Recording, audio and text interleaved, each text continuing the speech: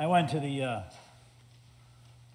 service honoring the veterans at the Civic Center this past Friday, and there's one image that I will never forget, and that's when 3 World War II veterans entered the room and sat in the first row. And there was actually an honor flight this week, which for the first time had no World War II veterans, because most of them aren't around anymore or are too frail to attend. 2 of the World War II veterans were in wheelchairs, and you could tell they're very frail, but they had their hats on, and you could just see the pride in their eyes. The third one is 102 years old, and he walked in the room better than I do.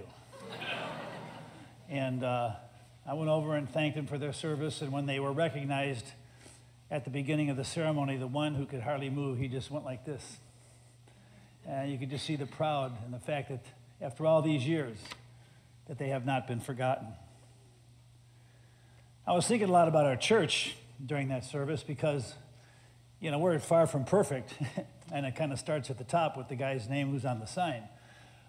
And I sometimes forget where my coffee is and people's birthdays and all that kind of stuff, but one thing we don't do here, we do not forget those who have gone before.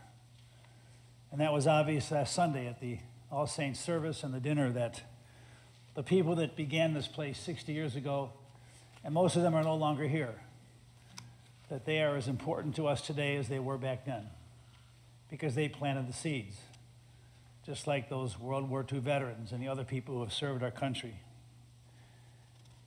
The speaker at the service Friday was my cousin John.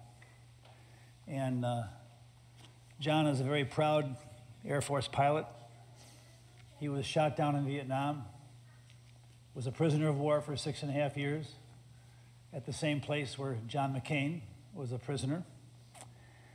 And I had never heard him talk so much and so, I don't know, tenderly and passionately about what it was like to be a prisoner, because when he came back, he really didn't want to talk about it. And he said what kept him going, what kept people like John McCain going during those 6.5 years of being in this little room and being tortured and punished, was that every single day he said, I have to honor my country by the way I handle myself as a prisoner. If I don't make it out of here, I need to honor my country. If I make it out of here and get back and go see my family, I have to honor my country by the way I come back. And this is something that John McCain said about being separated from people that you know. He said, if you have never been deprived of liberty and solitude, you cannot know the ineffable joy that you experience in the open company of other human beings, the freedom to talk and to joke and to be with others without fear. And they were not without others, so they invented this thing called taps on the wall.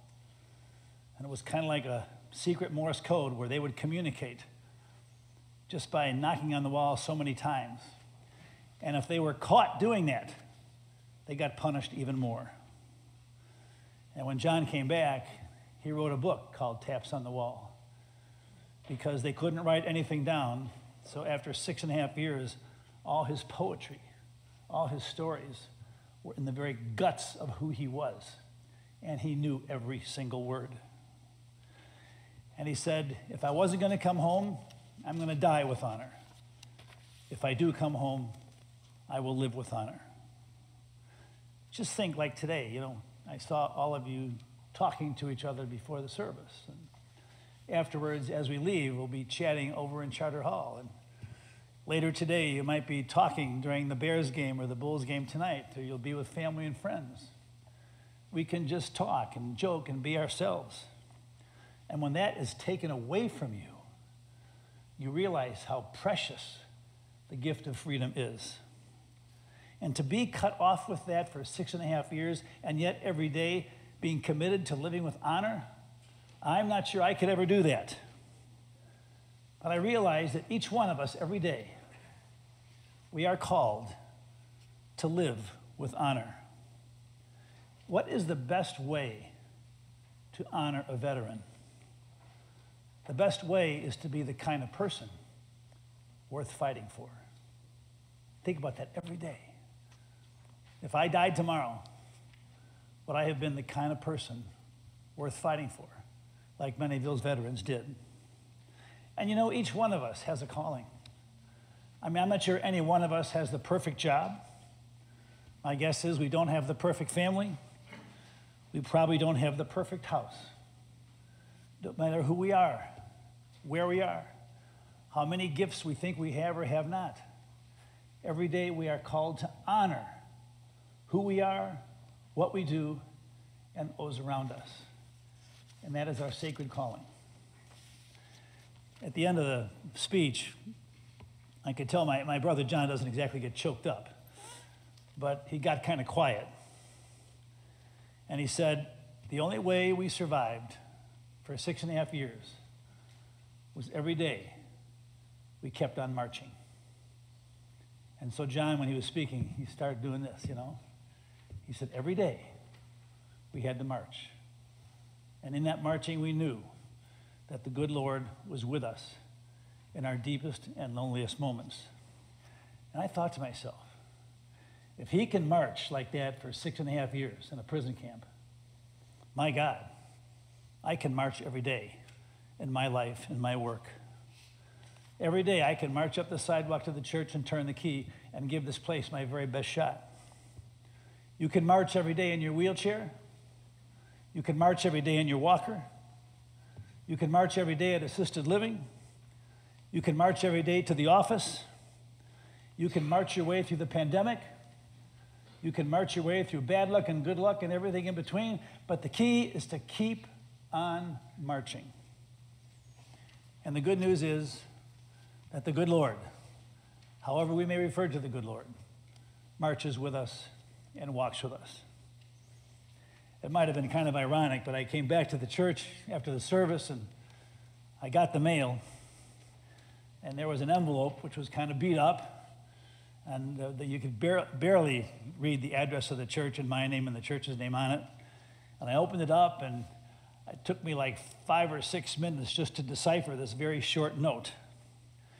And the note said, I want to thank you and the church for helping me as a disabled veteran buy a used car. And I thought to myself, what? And I remember back in March, we had the Veterans Commission come here and, they had some of their stuff in there, so we got to know what they did. And they had asked us if we would contribute to this disabled veteran who needed a used car to get around. And it was interesting. The thank you note came Friday on Veterans Day for something we did way back in March. And I was thinking, he didn't really have to do that. And I had almost forgotten that we did that. But somehow he kept on marching. And what we did in March came alive in a thank you note on Veterans Day in November. And my feeling is, if a guy like that can march every day, then I can march every day too. And each one of us can. Amen. And if you're able to, please rise for the creed.